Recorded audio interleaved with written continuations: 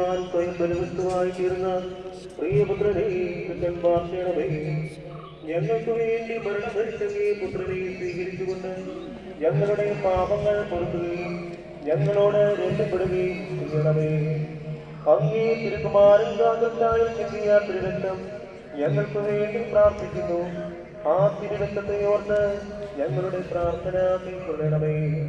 ഞങ്ങളുടെ പാപം വലുതാണെന്ന് ഞങ്ങൾ അറിയുന്നു. എന്നാൽ അങ്ങേ കാരുണ്യം അതിനേക്കാൾ വലുതാണല്ലോ.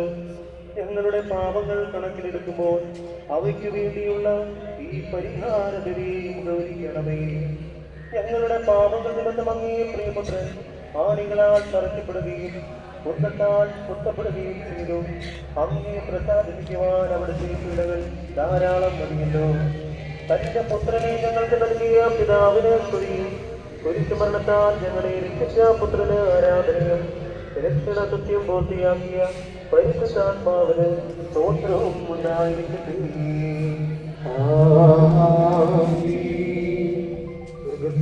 ഞങ്ങളുടെ പിതാവേ,